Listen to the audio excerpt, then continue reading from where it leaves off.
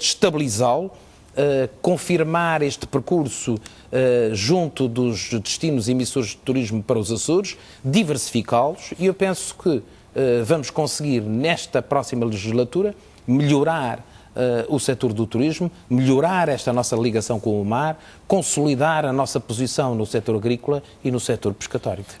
Já lá vamos, eu vou recuar só aqui um pouco a esta questão, enfim, do investimento no setor privado para colocar a seguinte questão.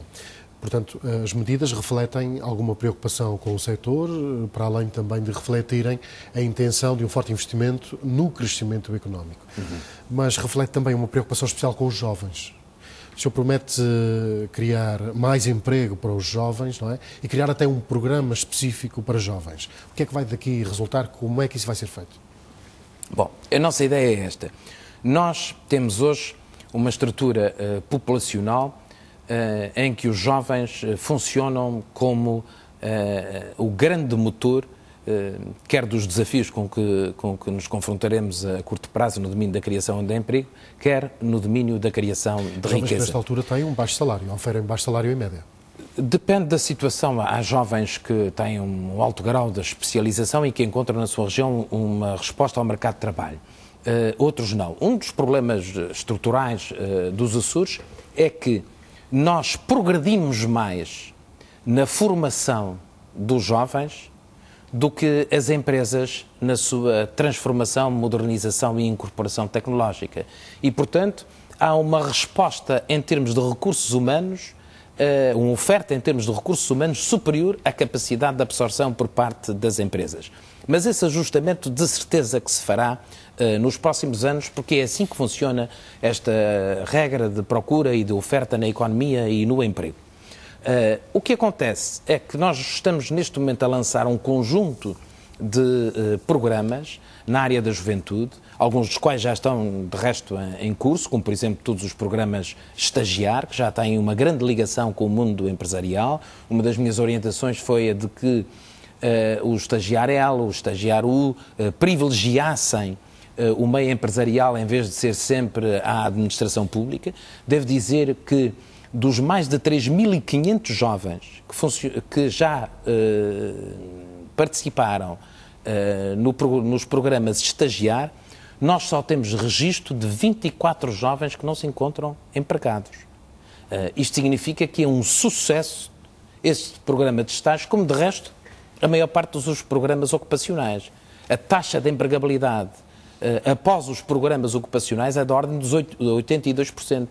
O que quer dizer que, de facto, quando nós temos um programa ocupacional, não estamos dando um emprego porque a pessoa não tem emprego. Nós estamos preparando as pessoas para se empregarem, reforçando a sua empregabilidade. E, portanto, é um programa proativo, não é um programa de substituição de falta de emprego.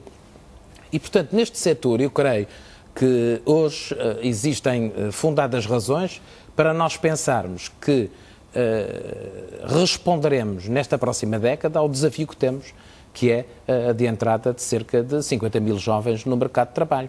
Agora, não nos esqueçamos disto. Nos últimos 10 anos, entraram no mercado de trabalho nos Açores cerca de 50% dos trabalhadores que hoje cá estão.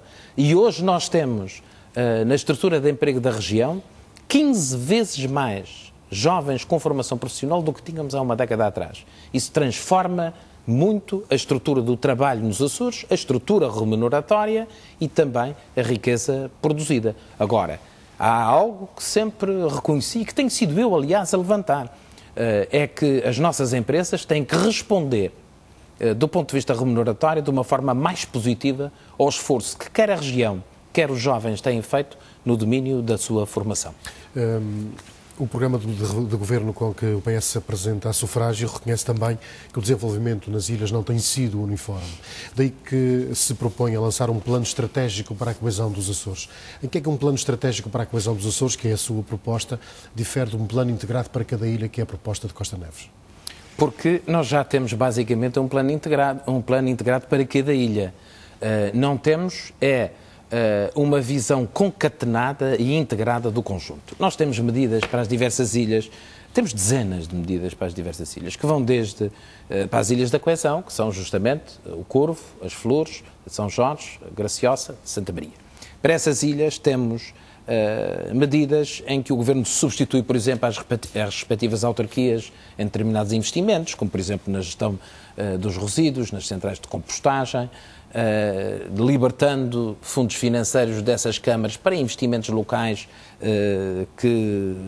facilitando a vida, portanto, das câmaras municipais nessas áreas.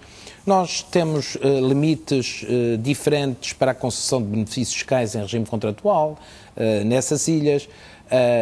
Temos mais deduções à coleta de lucros reinvestidos, bonificamos programas de criação de postos de trabalho, o Pró-Energia, por exemplo, e o programa Empreende Jovem tem uma majoração de 10%, criamos gabinetes de apoio ao empreendedor, na última mexida do tarifário aéreo interilhas diminuímos mais intensamente o custo das passagens com referência às escalas nessas ilhas.